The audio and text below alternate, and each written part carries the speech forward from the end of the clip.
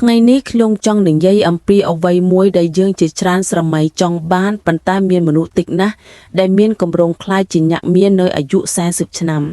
មិនត្រឹមតែមានទ្រព្យសម្បត្តិច្រើននោះទេប៉ុន្តែថែមទាំងមានឱកាសចំណេះដឹងនិងសេរីភាពយ៉ាងច្រើនដំបូងឡើយចូលយើងនិយាយដោយស្មោះត្រង់ការខ្លាចជាអ្នកមាននៅពេលដែលអ្នកមានអាយុ40ឆ្នាំមិនមែនអំពីសំណាងនោះទេវានិយាយអំពីវិន័យការសម្រេចចិត្តដ៏ឆ្លាតវៃនិងការតស៊ូតាមពេលវេលា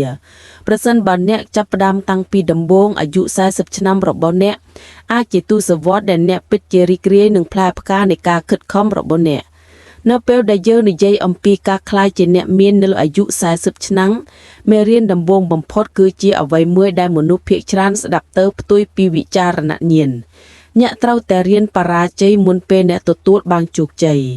មនុស្សជាច្រើនគិតថាភាពជោគជ័យគឺជាបន្ទាត់ត្រង់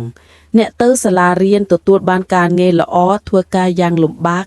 ហើយភ្លាមនោះអ្នកខ្លាចជាអ្នកមានជីវិតមិនដែលសាមញ្ញនោះទេហើយអ្នកណាដែលប្រាប់អ្នកថាបើមិនដូច្នោះទេកំពុងធ្វើឲ្យរឿងរ៉ាវរបស់មនុស្សរាប់លាននាក់ដែលពិតជាបានបង្កើតភាពជោគជ័យពិតប្រាកដមានភាពសាមញ្ញកាលខ្ញុំនៅក្មេងខ្ញុំបានបរាជ័យច្រើនដងខ្ញុំបានប្រឡងធ្លាក់ខ្ញុំបានបរាជ័យនៅក្នុងការងារដែលខ្ញុំបានដាក់ពាក្យហើយខ្ញុំថែមទាំងត្រូវបានសាកលវិទ្យាល័យ Harvard បដិសេធទៀតផងមនុស្សសើចចំអកឲ្យខ្ញុំហៅខ្ញុំថាជាអ្នកចាញ់ហើយពេលខ្លះខ្ញុំមានអារម្មណ៍ដូចគ្នាចំពោះខ្លួនឯងប៉ុន្តែពេលគិតទៅបរាជ័យនីមួយបានបង្រៀនខ្ញុំអ្វីមួយការបរាជ័យមិនមែនជារឿងផ្ទុយពីភាពជោគជ័យនោះទេវាជាផ្នែកមួយនៃដំណើរកាលណាអ្នកយល់រឿងនេះកាន់តែឆាប់នោះអ្នកនឹងយល់កាន់តែលឿនការបរាជ័យបង្រៀនមេរៀនដែលគ្មានសៀវភៅសិក្សាឬការបង្រៀនណាអាចធ្វើបានឡើយវាបានបង្រៀនអ្នកអំពីភាពរៀបថាការអត់ធ្មត់ការដោះស្រាយបញ្ហានិងតម្លៃនៃការតស៊ូនៅពេលដែលអ្នកមានអាយុ20និង30ឆ្នាំនេះជាពេលវេលាដ៏ល្អបំផុតសម្រាប់ទទួលយកការបរាជ័យពីព្រោះហានិភ័យមានកម្រិតទាបនិងថាមពលរបស់អ្នកខ្ពស់មនុស្សជាច្រើនខ្លាចទទួលយកហានិភ័យពីព្រោះពួកគេខ្លាចបាត់បង់លុយកាក់ឋានៈឬកិត្តិយសប៉ុន្តែនេះជាការពិតទ្រព្យសម្បត្តិកម្រត្រូវបានបង្កើតឡើងដោយមិនទទួលយកហានិភ័យណាមួយនោះទេប្រសិនបើអ្នកមិនដែលទាស់ជំហានចេញពីតំបន់សុខស្រួលរបស់អ្នកទេអ្នកនឹងមិនដែលរកឃើញអ្វីដែលអ្នកពិតជាមានសមត្ថភាពការបរាជ័យគឺជាការសាកល្បងចារឹកលក្ខណៈនិងជាវិទ្យាបាយមួយដើម្បីមើលថាតើអ្នកបដិញ្ញាយ៉ាងណាចំពោះគោលដៅរបស់អ្នកនៅពេលដែលខ្ញុំកំពុងបង្កើត Alibaba មនុស្សជាច្រើនបានប្រាប់ខ្ញុំថាការចាប់ផ្ដើមក្រុមហ៊ុនអ៊ីនធឺណិតនៅក្នុងប្រទេសចិននឹងមិនដែលដំណើរការឡើយពួកគេសើចហើយនិយាយថាវាមិនអាចទៅរួចនោះទេយ៉ាងណាក៏ខ្ញុំបានព្យាយាមរាល់ឧបសគ្គតូចតាចនៅក្នុងដំណើរដំបូងការជាដៃគូដែលត្រូវបានបដិសេធឬកិច្ចប្រជុំដែលបរាជ័យคล้ายទៅជាមេរៀនដែលខ្ញុំអាចប្រើសម្រាប់បញ្ហាបន្ទាប់ខ្ញុំបានរៀនអានមនុស្សចរចាបានល្អជាងគិតប្រកបដោយច្នៃប្រឌិតនិងតស៊ូបើមិនមានការបរាជ័យតាំងនោះទេខ្ញុំមិនអាចអភិវឌ្ឍជំនាញនិងភាពធន់ចាំបាច់ដើម្បីដោះស្រាយឧបសគ្គធំនៅពេលក្រោយបានឡើយការបរាជ័យក៏បង្រៀនអ្នកអំពីពេលវេលានិងយុទ្ធសាស្ត្រផងដែរនៅពេលដែលអ្នកបរាជ័យនៅក្នុងអ្វីមួយវាបង្ខំឲ្យអ្នកថយក្រោយនិងវិភាគអ្វីដែលខុសពេលខ្លះការបរាជ័យគឺជាលទ្ធផលនៃពេលវេលាមិនល្អពេលខ្លះទៀតគឺដោយសារអ្នកមិនយល់អំពីទីផ្សារឬមនុស្សនៅជុំវិញអ្នកដោយការឆ្លុះបញ្ចាំងដោយឆន្ទប្រយ័ត្ននៅលើការបរាជ័យនីមួយអ្នកចាប់ផ្ដើមបង្កើតផែនទីផ្លូវចិត្តអំពីអ្វីដែលដំណើរការនិងអ្វីដែលមិនដំណើរការនេះជារឿងសំខាន់សម្រាប់អ្នកដែលចង់ក្លាយជាអ្នកមាននៅអាយុ40ឆ្នាំពីព្រោះទ្រព្យសម្បត្តិមិនមែនអំពីសំណាងនោះទេវានិយាយអំពីការធ្វើសម្រេចចិត្តដោយមានព័ត៌មានច្បាស់លាស់តាមពេលវេលាមនុស្សដែលជៀសវាងការបរាជ័យជាច្រើនជៀសវាងការរីកចម្រើនពួកគេស្នាក់នៅក្នុងការងារដែលមានសុវត្ថិភាពដើរលើផ្លូវដែលអាចទស្សន៍ទាយបានដូចគ្នានិងគ្មានកសាងភាពជោគជ័យអ្នកដែលក្លោអាលំការបរាជ័យរៀនពីវានិងបន្តឆ្ពោះទីមុខគឺជាអ្នកដែលបញ្ចប់ការកសាងទ្រព្យសម្បត្តិបទពិសោធន៍និងទំនុកចិត្តព្រមគ្នាប៉ុន្តែប្រសិនបើអ្នកចាត់ទុកការបរាជ័យជាគ្រូបង្រៀនវានឹងផ្លាស់ប្ដូរអ្វីៗគ្រប់យ៉ាងអ្នកខ្លៃជាមនុស្សចង់ដឹងចង់ឃើញច្នៃប្រឌិតនិងមានឆន្ទៈក្នុងការពិសោធន៍អ្នកចាប់ផ្ដើមទទួលយកហានិភ័យដែលបានគណនាជំនួសឲ្យការជៀសវាងវាទាំងស្រុង នៅក្នុងអាជីវកម្មក្នុងការវិនិយោគនិងក្នុងការរីកចម្រើនផ្ទាល់ខ្លួនផ្នែកគំនិតនេះធ្វើឲ្យមានភាពខុសគ្នាយ៉ាងខ្លាំងមនុស្សជាច្រើនដែលក្លាយជាអ្នកមាននៃអាយុ40ឆ្នាំជារឿយៗនិយាយរឿងដដែលៗពួកគេបានបរាជ័យម្ដងហើយម្ដងទៀតមុនពេលពួកគេរកឃើញយុទ្ធសាស្ត្រដែលដំណើរការបរាជ័យនីមួយៗមិនមែនជាទីបញ្ចប់ទេវាគឺជាជំហានមួយប៉ុណ្ណោះអ្នកត្រូវផ្ដល់ការអនុញ្ញាតឲ្យខ្លួនឯងបរាជ័យឈប់គិតថាការបរាជ័យម្ដងមានន័យថាអ្នកជាអ្នកបរាជ័យការពិតគឺថាមនុស្សជោគជ័យគ្រប់រូបមានប្រវត្តិនៃការបរាជ័យនៅពីក្រោយសមិទ្ធផលរបស់អ្នកអាយុ20និង30ឆ្នាំរបស់អ្នកគឺជាពេលវេលាដើម្បីប្រមូលផ្ដុំបទពិសោធន៍ទាំងនេះដូច្នេះនៅអាយុ40ឆ្នាំអ្នកត្រៀមខ្លួនរួចជាស្រេចដើម្បីទាញយកអត្ថប្រយោជន៍ពីវាទៅជាទ្រព្យសម្បត្តិវាក៏សំខាន់ផងដែរក្នុងការទទួលស្គាល់ថាការបរាជ័យបង្កើតចរិតលក្ខណៈតាមរបៀបដែលភាពជោគជ័យមិនអាចធ្វើបានភាពជោគជ័យអាចធ្វើឲ្យអ្នកពេញចិត្តមានទំនុកចិត្តលឿនលប់ឬធ្វើឲ្យងងឹតងងល់ការបរាជ័យបង្ខំអ្នកឲ្យប្រឈមមុខនឹងការពិតយល់ពីដែនកំណត់របស់អ្នកនិងសម្របខ្លួនបានយ៉ាងឆាប់រហ័សនៅពេលដែលអ្នកចាប់ផ្ដើមទទួលខុសត្រូវចំពោះការបរាជ័យរបស់អ្នកជំនួសឲ្យការស្ដីបន្ទោសកលៈទេសៈឬមនុស្សផ្សេងទៀតអ្នកអាចគ្រប់គ្រងជីវិតរបស់អ្នកចាប់ផ្ដើមគិតដូចជាសហការិនជាជាងបុគ្គលិកហើយអ្នករៀនបង្កើតថ្មីនិងតស៊ូតាមវិធីដែលនាំទៅរកទ្រព្យសម្បត្តិនៅទីបញ្ចប់មនុស្សជាច្រើនផ្ដោតលើការជៀសវាងកំហុសប៉ុន្តែការជៀសវាងកំហុសច្រើនតែមានន័យថាការជៀសវាងឱកាសទ្រព្យសម្បត្តិពិតប្រាកដកើតឡើងចំពោះអ្នកដែលមានឆន្ទៈក្នុងការសាក់លបងបរាជ័យកែសម្រួលនិងព្យាយាមម្ដងទៀតវិធីសាស្ត្រជាក់ស្ដែងមួយគឺចាត់ទុកការបរាជ័យជាការពិសោធន៍រាល់ជំនាញថ្មីដែលអ្នករៀនរាល់គំនិតអាជីវកម្មថ្មីដែលអ្នកស្វែងយល់គឺជាការសាក់លបងខ្លះនឹងទទួលបានជោគជ័យខ្លះនឹងបរាជ័យប៉ុន្តែនីមួយៗនឹងផ្ដល់មេរៀនដ៏មានតម្លៃរក្សាផ្នត់គំនិតថារាល់ការបរាជ័យគឺជាមតិកែលម្អមិនមែនជាសាលក្រមនោះទេសង្កេតមើលអ្វីដែលបានកើតឡើងវិភាគមូលហេតុដែលវាកើតឡើងហើយបន្ទាប់មកប្រើចំណេះដឹងនោះដើម្បីកែលម្អការប៉ុនប៉ងបន្ទាប់របស់អ្នកយូរទៅមេរៀនដែលប្រមូលផ្ដុំទាំងនេះបង្កើតជាមូលដ្ឋានគ្រឹះដែលធ្វើឲ្យអ្នកកាន់តែមានសមត្ថភាពកាន់តែឆ្លាតនិងនៅទីបញ្ចប់ទទួលបានជោគជ័យតាមវិធីដែលមិនអាចប្រញាប់ប្រញាល់បានការរៀនបរាជ័យក៏បង្រៀនពីការអត់ធ្មត់និងការតស៊ូផងដែរដែលជាគុណសម្បត្តិដែលចាំបាច់ក្នុងការកសាងទ្រព្យសម្បត្តិនៅអាយុ40ឆ្នាំភាពជោគជ័យភ្លាមៗគឺកម្រមានណាស់ទ្រព្យសម្បត្តិភាគច្រើនត្រូវបានបង្កើតឡើងយឺតៗតាមរយៈការខិតខំប្រឹងប្រែងជាប់លាប់ការគ្រប់គ្រងហានិភ័យដ៏ឆ្លាតវៃនិងការរៀនពីឧបសគ្គប្រសិនបើអ្នកទទួលការបរាជ័យជាផ្នែកធម្មតានិងមានតម្លៃនៃដំណើរនេះអ្នកនឹងអភិវឌ្ឍរូបមូលនីយភាពដែលនាំអ្នកឆ្លងកាត់បញ្ហាប្រឈមដែលជាមិនរួចនៃអាជីវកម្មការវិនិយោគនិងជីវិតខ្លួនឯងផងដែរមនុស្សជាច្រើនគិតថាការក្លាយជាអ្នកមានគឺសង្ខឹងដោយការខិតខំប្រឹងប្រែងខ្លាំងឬចំណាយពេលវេលាយូរជាងមុនប៉ុន្តែប្រសិនបើអ្នកចង់ក្លាយជាអ្នកមាននៅអាយុ40ឆ្នាំមេរៀនសំខាន់ជាងគេបំផុតសម្រាប់យើងគឺការធ្វើការងារដោយឆ្លាតវៃមិនមែនតែខំប្រឹងប្រែងទេការធ្វើការដែលលំបាកដោយមិនមានទិសដៅគឺដូចជារត់លើម៉ាស៊ីនហាត់ប្រាណអញ្ចឹងអ្នកចំណាយថាមពលប៉ុន្តែមិនទៅមុខទេកាលពីខ្ញុំនៅក្មេងខ្ញុំបានធ្វើការងារជាច្រើនដែលខ្ញុំបានធ្វើការងារយ៉ាងលំបាកប៉ុន្តែខ្ញុំបានដឹងថាការធ្វើការងារដោយលំបាកតែទីមួយឯងមិនគ្រប់គ្រាន់ទេមនុស្សដែលទទួលបានជោគជ័យយ៉ាងខ្លាំងនៅអាយុ40ឆ្នាំមានអ្វីផ្សេងទៀតពួកគេដឹងពីរបៀបគុណតម្លៃរបស់ពួកគេរបៀបធ្វើឲ្យការងាររបស់ពួកគេមានតម្លៃច្រើនជាងពេលវេលារបស់ពួកគេការធ្វើការដោយឆ្លាតវៃមានន័យថាផ្ដោតលើកិច្ចការដែលមានផលប៉ះពាល់យ៉ាងខ្លាំងរៀនជំនាញដែលធ្វើឲ្យអ្នកមិនអាចជំនួសបាននិងបង្កើតឱកាសដែលមនុស្សផ្សេងទៀតមើលឃើញជាឧបសគ្គនៅពេលដំបូងនេះអាចមានអារម្មណ៍ថាមិនស្រួលនោះទេពីព្រោះវាតម្រូវឲ្យគិតខុសគ្នាទទួលយកដំបូងមានធម្មតាដែលមានភាពរិសាហើយជួនកាលប្រឈមមុខនឹងបញ្ហាប្រឈមប៉ុន្តែប្រសិនបើអ្នកចង់ទៅដល់ទ្រព្យសម្បត្តិនៅអាយុ40ឆ្នាំទាំងនេះគឺជាប្រភេទដំណើរការដែលសំខាន់កាលពីខ្ញុំនៅក្មេងខ្ញុំបានសង្កេតឃើញថាមនុស្សជាច្រើនចំណាយថាមពលរបស់ពួកគេលើរបស់របរដែលមិនរួមគញ្ញាទេ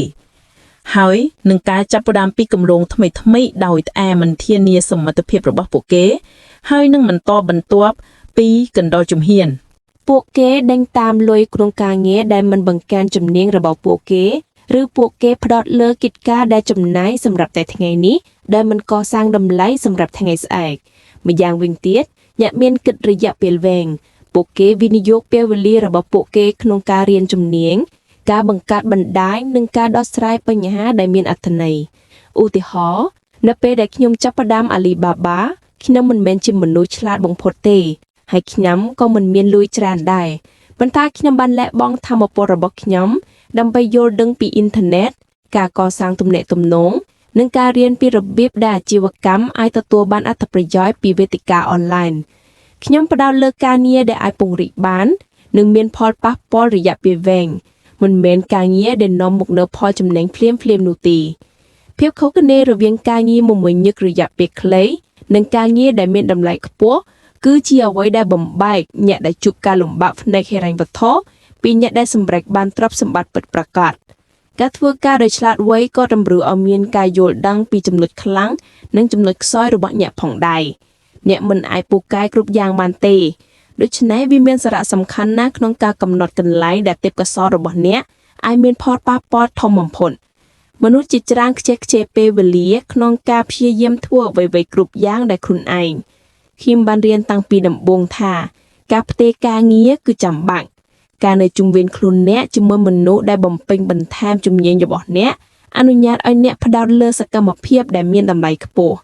ប្រសិនបើអ្នកចំណាយពេលរបស់អ្នកធ្វើកិច្ចការដែលអ្នកដទៃអាចធ្វើបានល្អជាងឬលឿនជាងនេះ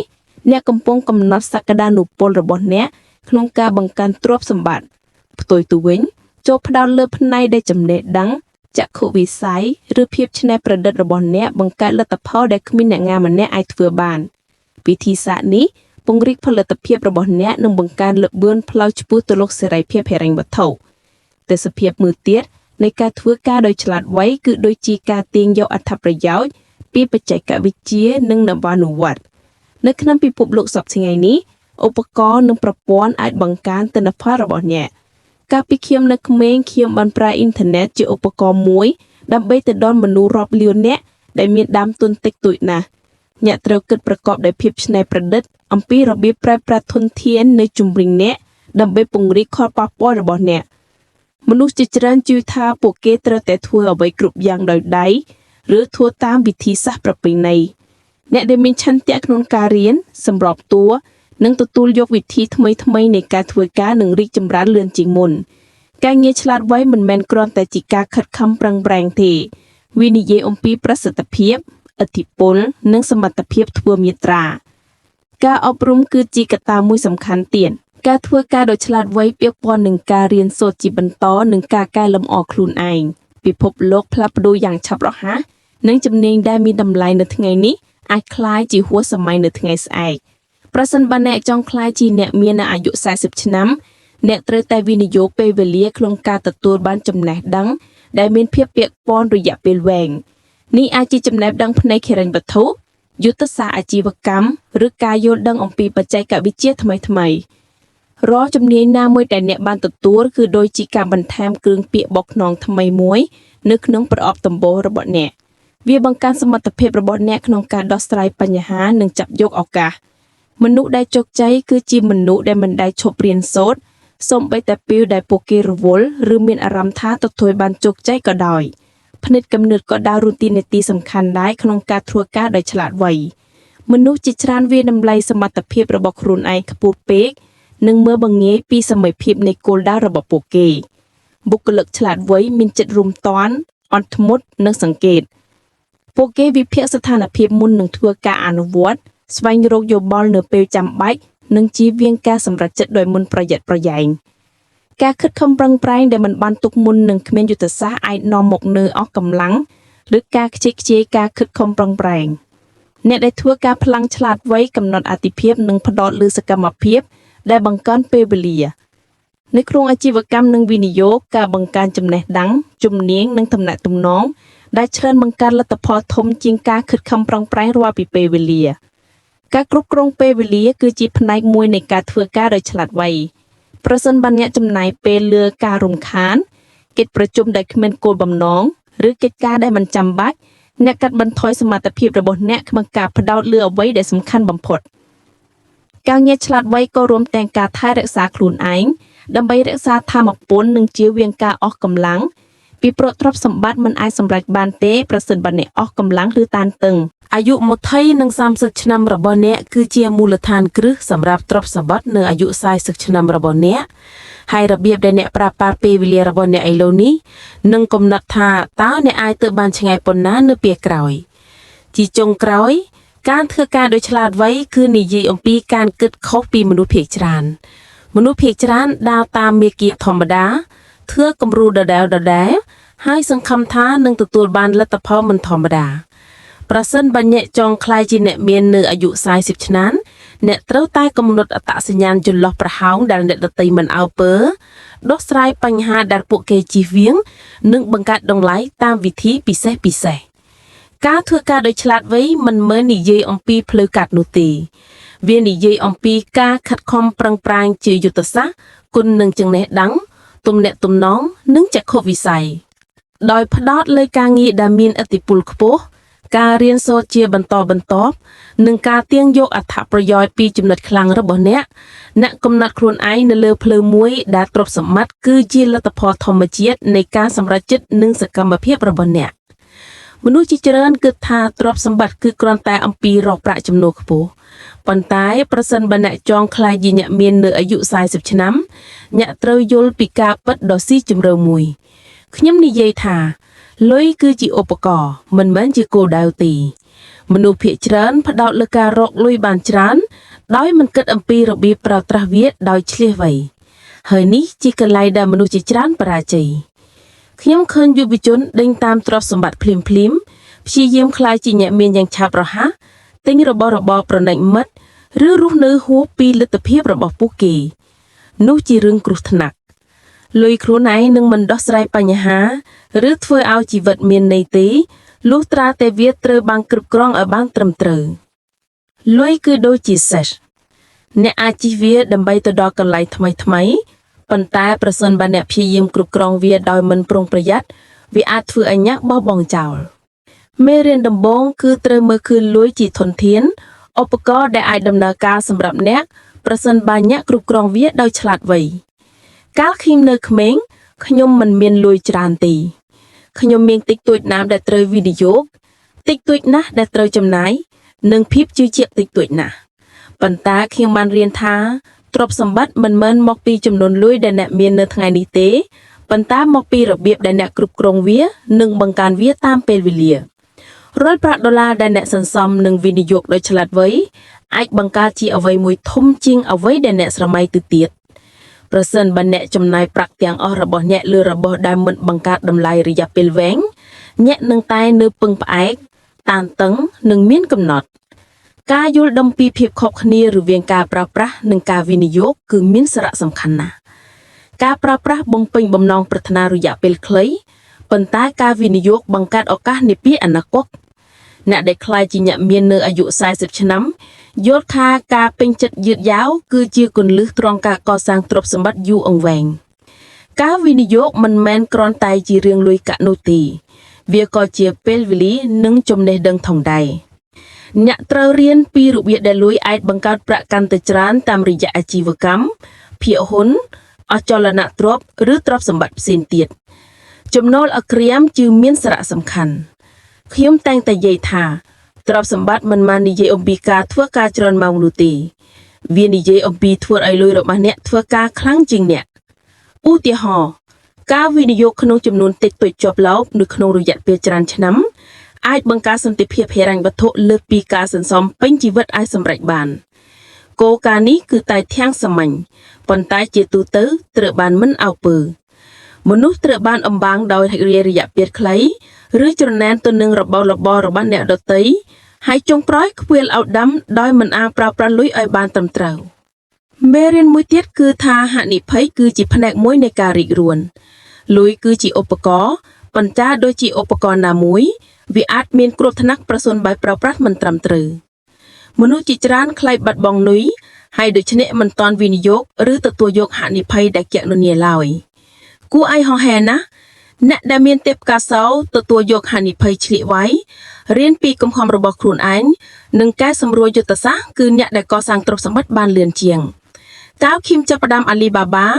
យើងមានដើមទុនតិចតួចណាស់ប៉ុន្តែយើងបានវិនិយោគគ្រប់ធនធានដែលយើងមានក្នុងការយល់ដឹងអំពីទីផ្សារកសាងទំនាក់ទំនងនិងបង្កើតតម្លៃរាល់ជំហានដែលយើងបានធ្វើត្រូវបានគណនាហើយសូម្បីតែវងពេលដែលយើងបរាជ័យក៏ដោយយើងត្រូវបានចាត់ទុកថាជាភាពមិនសមអ្វីនោះទេការប្រើប្រាស់លុយដែលឆ្លាតវៃជំរុញគ្រួនហើយយុទ្ធសាស្ត្រអត់ធ្មត់នឹងការក្លាហាន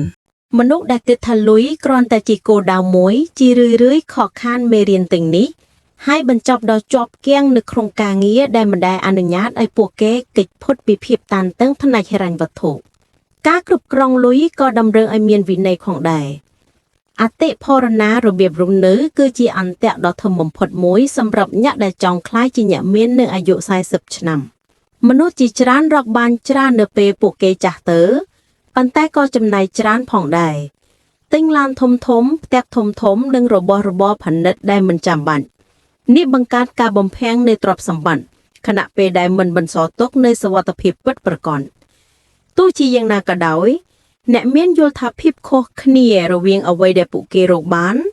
និងអ្វីដែលពួកគេចំណាយដូចជាអ្វីដែលបង្កើតតំណែងពិតប្រាកដរាល់ប្រាក់ដុល្លារដែលបានសន្សំវិនិយោគឬវិនិយោគឡើងវិញការឡើងជាលំដាប់តាមពេលវេលាដែលបង្កើតមូលដ្ឋានគ្រឹះសម្រាប់សេរីភាពហិរញ្ញវត្ថុវិន័យមិនមែននិយាយអំពីការសន្សំសំចៃជារៀងរហូតនោះទេវានិយាយអំពីការធ្វើជំរឿដោយមនសិការដែលផ្ដល់អត្ថិភាពដល់ទ្រព្យសម្បត្តិរយៈពេលវែងជាងការពេញចិត្តភ្លាមការយល់ដឹងអំពីលុយជាឧបករណ៍ក៏ផ្លាស់ប្ដូររបៀបដែលអ្នកមើលឃើញពីការបរាជ័យផងដែរមនុស្សច្រើនតែខ្លាចបាត់បង់លុយខ្លាំង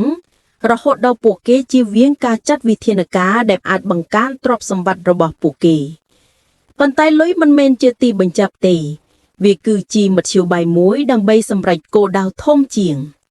កំហុសហិរញ្ញវត្ថុនីមួយៗគឺជាឱកាសមួយដើម្បីរៀនពីរបៀបប្រើប្រាស់ឧបករណ៍នេះឲ្យកាន់តែប្រសើរឡើងសហគមន៍និងវិនិយោគិនដែលទទួលបានជោគជ័យបំផុតធ្លាប់បានធ្វើខុសខាត់បងប្រាក់និងថែមទាំងប្រឈមមុខនឹងការខ្សែធនទៀតផងប៉ុន្តែពួកគេបានរៀនពីរបៀបប្រើប្រាស់វាដោយយុទ្ធសាស្ត្រតែចាត់ទុកលុយជាឧបករណ៍បំលែងការភ័យខ្លាចទៅជាឱកាស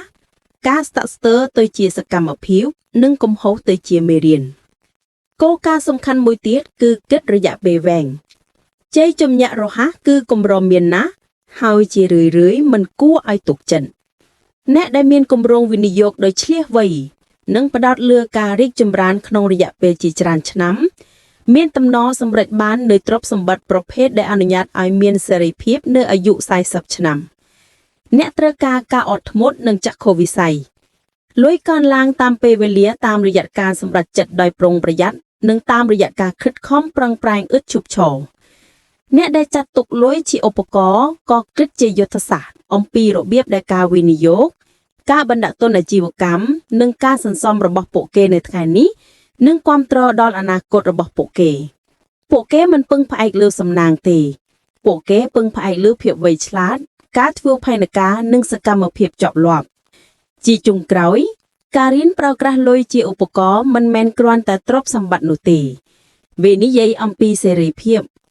ទ្រព្យសម្បត្តិពិតប្រាកដអនុញ្ញាតឲ្យអ្នកគ្រប់គ្រងពេលវេលារបស់អ្នកបន្តចំណង់ចំណូលចិត្តរបស់អ្នកនិងបង្កើតផលប៉ះពាល់នៅក្នុងពិភពលោកលុយខ្លួនឯងមិនមែនធ្វើឲ្យអ្នកសប្បាយចិត្តទេប៉ុន្តែនៅពេលដែលវាត្រូវបានប្រើប្រាស់ដោយឈ្លាសវៃវាឲ្យអ្នកឱកាសដើម្បីរស់នៅតាមលក្ខខណ្ឌផ្ទាល់ខ្លួនរបស់អ្នកធ្វើជំរឿដោយមិនសម្ពាធនិងវិនិយោគនៅខ្លួនឯងក្រុមគ្រួសាររបស់អ្នកនិងសហគមន៍របស់អ្នកដោយមើលឃើញលុយជាធនធានជាងជាគោលដៅអ្នកផ្លាស់ប្ដូរផ្នត់មតិរបស់អ្នកពីការខ្វះខាតទៅជាការបរិបូរណ៍ពីការភ័យខ្លាចទៅជាឱកាសនិងពីការគិតរយៈពេលខ្លីទៅជាការរីកចម្រើនរយៈពេលវែងបើសិនជាអ្នកចង់ក្លាយជាអ្នកមាននឹងអាយុ40ឆ្នាំមេរៀនសំខាន់មួយទៀតគឺត្រូវតែមានភាពខ្លះខ្លាគ្រប់គ្រាន់ដើម្បីចាប់ផ្ដើមរឿងផ្ទាល់ខ្លួនឯងមនុស្សជាច្រើនចំណាយពេលវេលាពេញជីវិតរបស់ពួកគេធ្វើការឲ្យអ្នកដទៃគិតថាសុវត្ថិភាពស្មើនឹងភាពជោគជ័យប៉ុន្តែទ្រព្យសម្បត្តិពិតប្រាកដច្រើនតែមកដល់អ្នកដែលសុខចិត្តទទួលយកហានិភ័យនិងបង្កអ្វីថ្មីតាខ្ញុំនៅកេងមនុស្សសើចចំអុចឲ្យខ្ញុំជានិច្ចពួកគេនិយាយថាចែក អាជីវកម្មអ៊ីនធឺណិតមិននឹងដំណើរការនៅក្នុងប្រទេសចិនទេឬអ្នកមិនមានលុយមិនមានបទពិសោធន៍និងមិនមានឱកាសប៉ុន្តែខ្ញុំបានសម្រេចចិត្តសាកល្បងយ៉ាងណាក៏ដោយខ្ញុំបានចាប់ផ្ដើមដោយសូន្យគ្រាន់តែជាចក្ខុវិស័យនិងជំនឿថាខ្ញុំអាចដោះស្រាយបញ្ហាពិតប្រាកដសម្រាប់មនុស្សពិតប្រាកដការខ្លះខ្លាយដែលចាប់ផ្ដើមទោះបីជាមានការរិះគន់និងមានភាពមិនប្រាកដជាដោយគឺជាអ្វីដែលធ្វើឲ្យមនុស្សជោគជ័យលេចធ្លោយើងភាគច្រើនដាក់តម្លៃខ្ពស់ពេកលើហានិភ័យនៃការចាប់ផ្ដើមនិងមើលស្រាលហានិភ័យនៃការមិនធ្វើអ្វីសោះការឈរស្ងៀមអាចមានអារម្មណ៍ថាមានសុវត្ថិភាពប៉ុន្តែវាជារឿយៗនាំទៅសេចក្តីសោកស្ដាយនិងបាត់បង់ឱកាសការចាប់ផ្ដើមអាជីវកម្មផ្ទាល់ខ្លួនមិនមែនមានន័យថាអ្នកត្រូវចាប់ផ្ដើមដោយអាជីវកម្មណាធំឬដើមទុនណាច្រើនទេសហគមន៍ជោគជ័យជាច្រើនចាប់ផ្ដើមពីតូច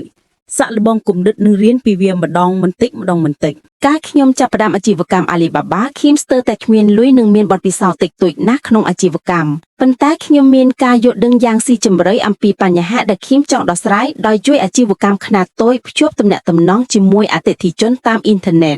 ខ្ញុំបានចាប់ផ្ដើមដោយការអប់រំខ្លួនឯងតាក់ទងជាមួយដៃគូសក្តានុពលនិងរៀនពីអន្តរកម្មនីមួយៗរាល់ការបរាជ័យតាមផ្លូវគឺជាឱកាសមួយដើម្បីកែលម្អគំនិតនិងកែលម្អយុទ្ធសាស្ត្រការចាប់ផ្ដើមតូចអនុញ្ញាតឲ្យអ្នកពិសោធន៍ដោយមិនប្រថុយប្រថានអ្វីៗគ្រប់យ៉ាងហើយវាផ្ដល់នូវមេរៀនដ៏មានតម្លៃដែលពង្រីកនៅពេលដែលមហិច្ឆតារបស់អ្នកកើនឡើងការមានភាពក្លាហានក៏មានន័យថាអោបក្រសោបការបរាជ័យជាផ្នែកមួយនៃដំណើរការអាជីវកម្មឬគម្រោងថ្មីនីមួយៗមានបញ្ហាប្រឈមឧបសគ្គនិងពេលវេលាដែលវាហាក់ដូចជាមិនអាចបន្តបានមនុស្សជាច្រើនបោះបង់ចោលនៅសញ្ញាដំបូងនៃការលំបាកពីព្រោះពួកគេខ្លាចបាត់បង់លុយកាក់មោទនភាពឬកិត្តិយសប៉ុន្តែការពិតគឺថាទ្រព្យសម្បត្តិកម្រនឹងមកដោយមិនប្រឈមមុខនឹងឧបសគ្គរាល់ការបរាជ័យគឺជាមេរៀនកំហុសនីមួយៗគឺជាមគ្គុទ្ទេសក៍ឆ្ពោះទៅរកការកែលម្អនៅក្នុងថ្ងៃដំបូងនៃ Alibaba មានការបដិសេធរាប់មិនអស់ពីវិនិយោគិនឧបសគ្គក្នុងបច្ចេកវិទ្យានិងការយល់ច្រឡំជាមួយដៃគូសក្តានុពល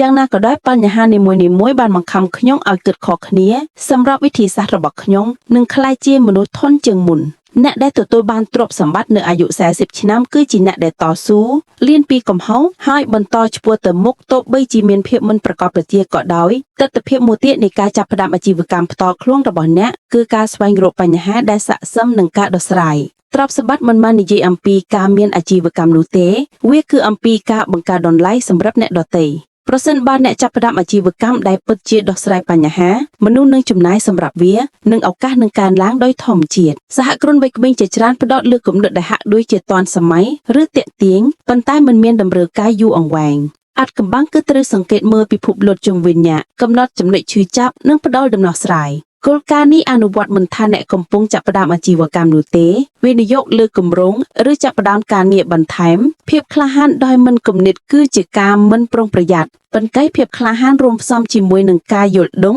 និងសកម្មភាពបង្កើតផ្លូវឆ្ពោះទៅរកទ្រព្យសម្បត្តិយូរអង្វែងការចាប់ផ្ដើមអាជីវកម្មផ្ទាល់ខ្លួនរបស់អ្នកក៏បង្រៀនពីឯករាជ្យភាពនិងទំនុកចិត្តលើខ្លួនឯងផងដែរនៅពេលអ្នកទទួលខុសត្រូវចំពោះភាពជោគជ័យផ្ទាល់ខ្លួនរបស់អ្នករៀនធ្វើការសម្រេចចិត្តយ៉ាងឆាប់រហ័សគ្រប់គ្រងហានិភ័យនិងដោះស្រាយបញ្ហាដោយច្នៃប្រឌិតទាំងនេះគឺជាជំនាញដូចគ្នាដែលប្រែក្លាយគំនិតល្អៗទៅជាទ្រព្យសម្បត្តិបង្កើតអាជីវកម្មការធ្វើការឲ្យអ្នកដទៃកម្រផ្ដល់កម្រិតនៃការទទួលខុសត្រូវឬឱកាសដូចគ្នាដើម្បីបង្កើតថ្មីសហគ្រិនភាពបង្ខំឲ្យអ្នកប្រឈមមុខនឹងការពិតសម្របតួនិងកសាងភាពធន់បទពិសោធន៍ទាំងនេះមានតម្លៃនេះអាចកាត់ថ្លៃពីព្រោះទ្រព្យសម្បត្តិមិនមែនត្រឹមតែលុយកាក់នោះទេវានិយាយអំពីសមត្ថភាពក្នុងការបង្កើតសម្របតួនិងគ្រប់គ្រងអនាគតរបស់អ្នកភាពក្លាហានក៏រីករាលដាលដូចគ្នានៅពេលអ្នកសម្រេចចិត្តចាប់ផ្ដើមអ្វីថ្មីអ្នកទាក់ទាញមនុស្សដែលជឿលើចក្ខុវិស័យអ្នកណែនាំដែលអាចណែនាំអ្នកបាននិងដៃគូដែលបំពេញជំនាញរបស់អ្នកណាម្នាក់កម្របានទៅកាន់ភាពជោគជ័យទាំងស្រុងតែម្នាក់ឯង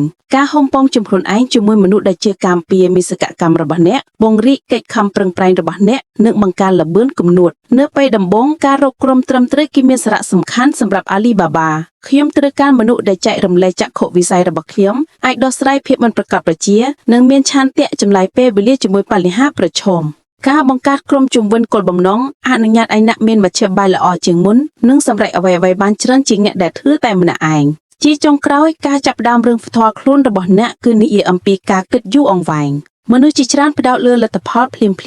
ប៉ុន្តែទ្រព្យសម្បត្តិក្នុងវ័យ40ឆ្នាំរបស់អ្នកកើតចេញពីការខិតខំប្រឹងប្រែងជាប់លាប់អស់រយៈពេលជាច្រើនឆ្នាំការចាប់ផ្ដើមតូចៗការរៀនសូត្រជាប់លាប់និងការសម្រេចចិត្តដ៏ក្លាហានកាន់តែកើនឡើងតាមពេលវេលាសកម្មភាពនីមួយៗការប៉ុនប៉ងនីមួយៗការកែតម្រូវនីមួយៗគឺដូចជាឥដ្ឋដែលសាងសង់គ្រឹះតាមរយៈការមានភាពក្លាហានការរៀនសូត្រពីឧបសគ្គការដោះស្រាយបញ្ហាពិតប្រាកដនិងការហ៊ុមព័ទ្ធខ្លួនអ្នកជាមួយមនុស្សត្រឹមត្រូវអ្នកបង្កើតឱកាសដែលនាំទៅរកសេរីភាពហិរញ្ញវត្ថុឯករាជ្យភាពនិងការបំពេញបំណងផ្ទាល់ខ្លួនផ្លូវឆ្ពោះទៅរកទ្រព្យសម្បត្តិមិនដែលសាមញ្ញនោះទេ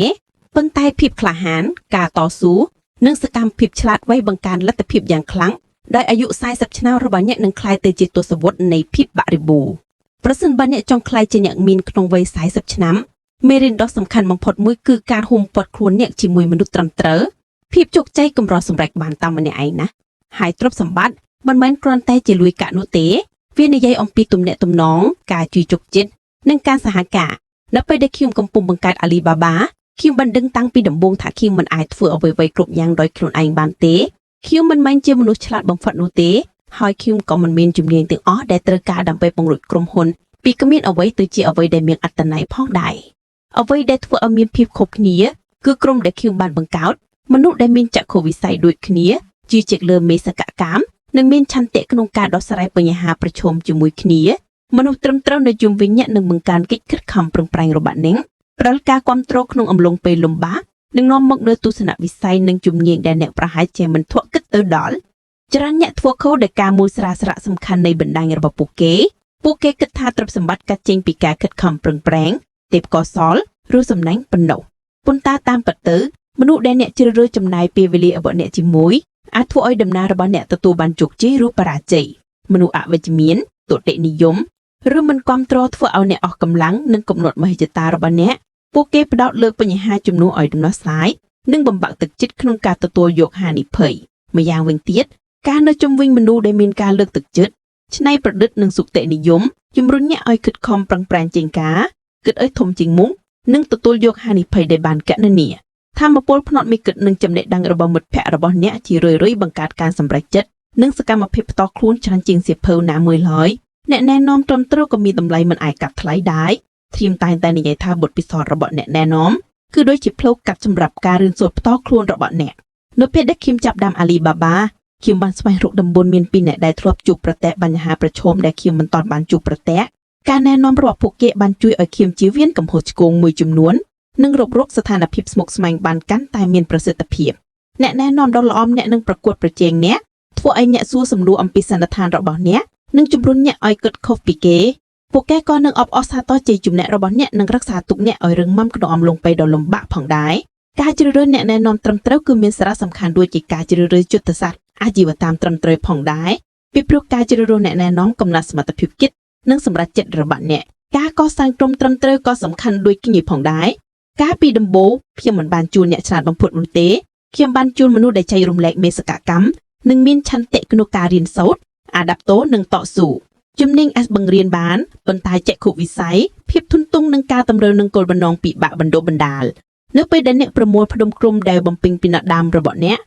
និងទូទាត់ចំណុចខ្សោយរបស់អ្នកបង្កើតកម្លាំងដ៏ធំមួយដែលធំជាងផលបូកនៃផ្នែកប្រៃរបស់វាសមាជិកក្រុមនីមួយៗរួមចំណែកជំនាញនិងទស្សនៈតែឯងឋានហើយរួមគ្នាអ្នកអាចដោះស្រាយបញ្ហាដែលមិនអាចធ្វើតែម្នាក់ឯងការសហការការជឿជឿចិត្តនិងការពេញចិត្តរួមគ្នាបន្លាយពីតផលនិងបង្កើនល្បឿនវិធីឆ្ពោះទៅរកទ្រព្យសម្បត្តិការបង្កើតបណ្ដាញទំនាក់ទំនងគួរជាទីភាគមួយសំខាន់ដែលគួរឲ្យគូនពាត់ផងដែរនៅពេលដែលខ្ញុំបង្កើត Alibaba ការជួបគ្នាមនុស្សថ្មីអាចជំរុញឲ្យខ្ញុំរៀនសូត្រពីការគិតថ្មីៗបង្កើតឱកាសនិងទីផ្សារថ្មីៗឱកាសដែលក្រុមការងារដែលមិនមែនជាបណ្ដាញប្រកាសនិងការស្រាវជ្រាវដំណឹងត្រជាក់ទេគឺសំខាន់ជាខុសពីថៃពួកវាកើតចេញពីទំនាក់ទំនងនិងការតបផ្ទាប់ប្រសិនបើអ្នកចូលរួមព្រឹត្តិការណ៍ទាក់ទងជាមួយអ្នកសហការដែលមានសក្តានុពលឬគ្រាន់តែចង់ដឹងចង់ឃើញអំពីមនុស្សនៅជុំវិញអ្នកបើកទ្វារដែលបើមិនដូច្នោះទេនឹងនៅតែបិទទ្រព្យសម្បត្តិមិនមែនគ្រាន់តែជាការប្រមូលប្រាក់នោះទេវានិយាយអំពីការទទួលស្គាល់ឱកាសដែលលួយតែម្នាក់ឯងមិនអាចបង្កើតបានហើយឱកាសជាច្រើនទាំងនេះត្រូវបានរកឃើញតាមរយៈមនុស្ស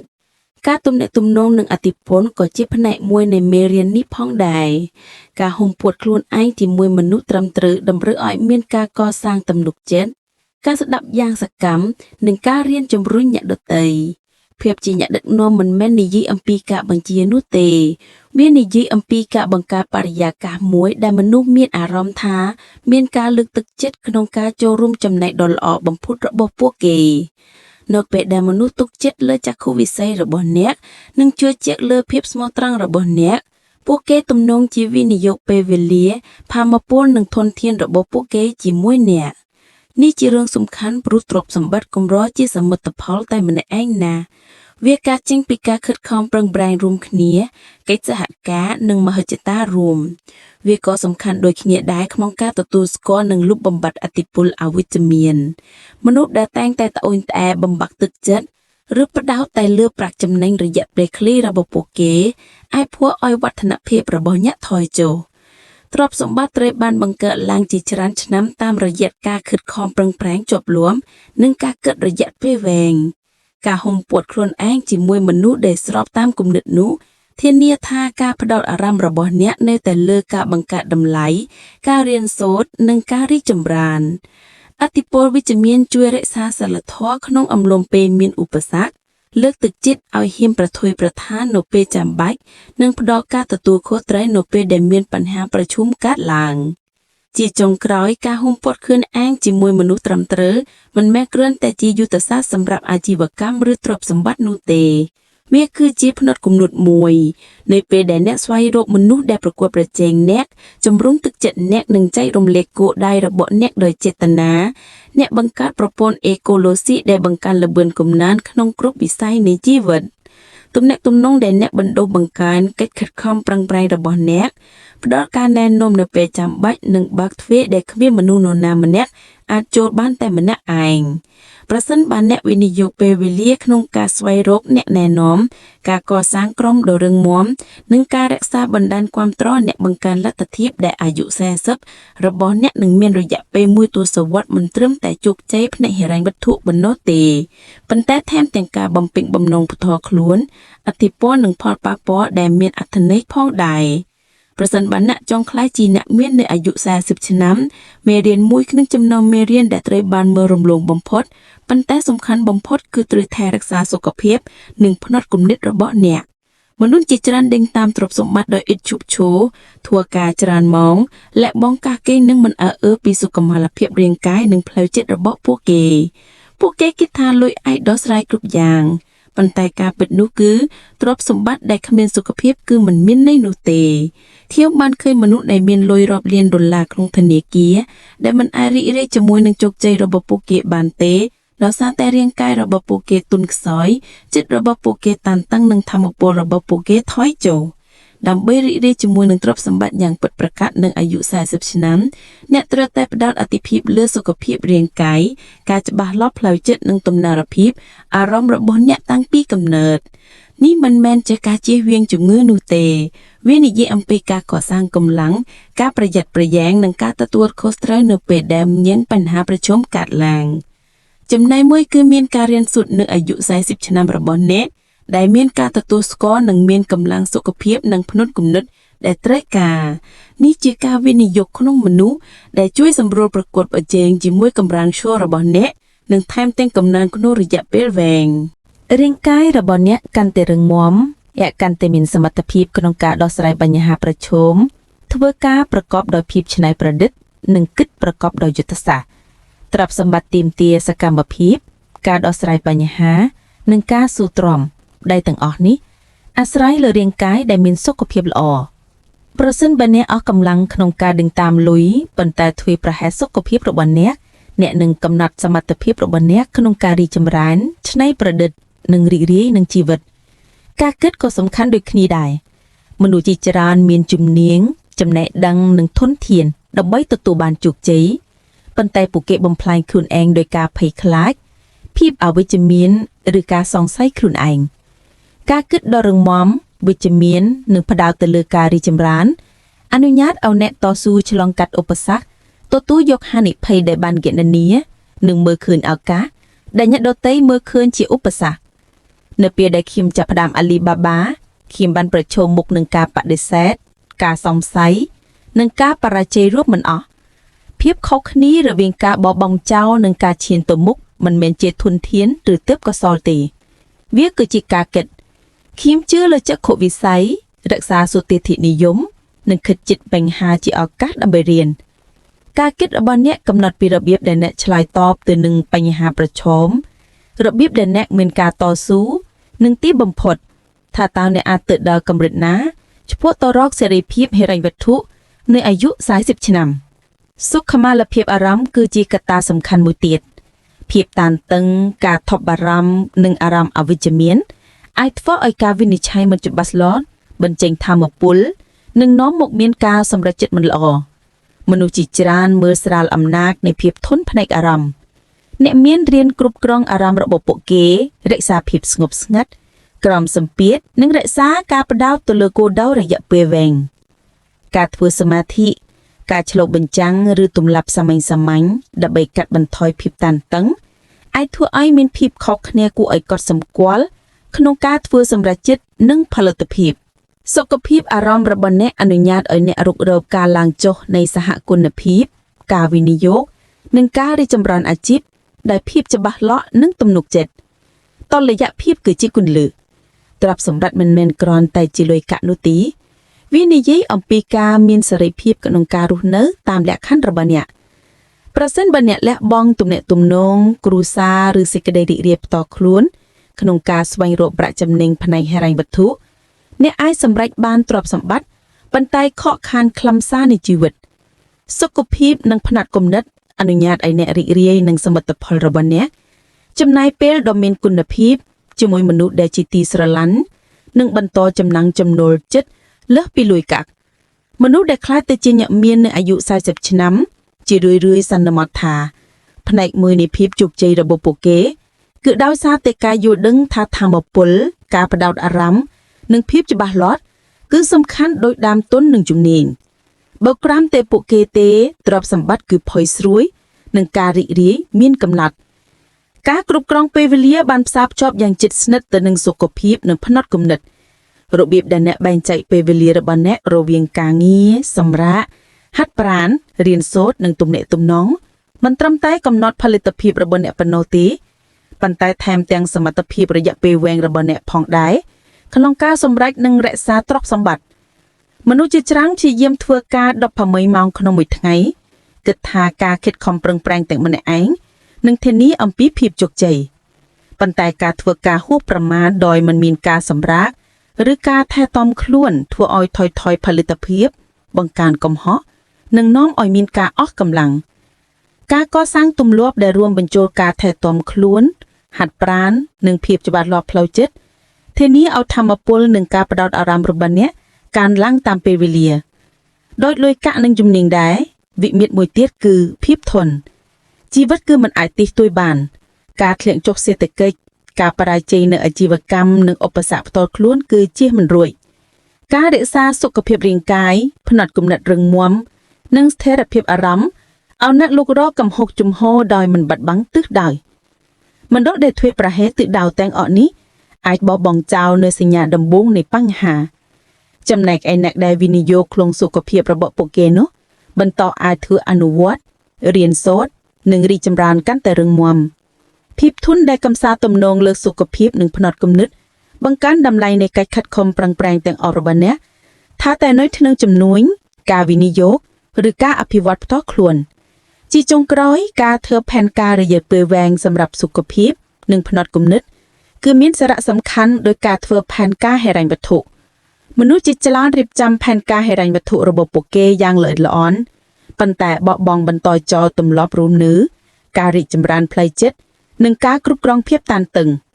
ទ្រព្យសម្បត្តិពិតប្រាកដកើតមកពីការភ្ជាប់ចូលគ្នារវាងប្រាក់ចំណេញធម៌ពលការផ្ដោតអារម្មណ៍និងសេចក្តីរីករាយដែលផ្ដោតឥទ្ធិពលទៅលើការហាត់ប្រាណអាហារូបត្ថម្ភការសម្រាកភាពច្បាស់លាស់ផ្លូវចិត្តនិងតុល្យភាពអារម្មណ៍អ្នកកសាងគ្រឹះស្ថានមួយដែលអនុញ្ញាតឲ្យអ្នកចាក់យកឱកាសពីភាពយីច្រើនធ្វើការសម្រេចចិត្តត្រឹមត្រូវនិងរីករាយនឹងរង្វាន់របស់ការងារ មនុស្សដែលមានទ្រព្យសម្បត្តិជាងគេនៅក្នុងពិភពលោកមិនត្រឹមតែមានសុវត្ថិភាពហិរញ្ញវត្ថុទេពួកគេក៏មានថាមពលផ្នត់គំនិតនិងភាពធន់ដើម្បីបន្តការរីកចម្រើនរៀនសូត្រនិងរស់នៅយ៉ាងពេញលេញផងដែរការវិនិយោគនៃខ្លួនឯងនៅថ្ងៃនេះធានាឲ្យនៅពេលដែលអ្នកចូលដល់អាយុ40ឆ្នាំអ្នកមិនត្រឹមតែមានទ្រព្យសម្បត្តិទេប៉ុន្តែរស់នៅជីវិតដែលមានសេរីភាព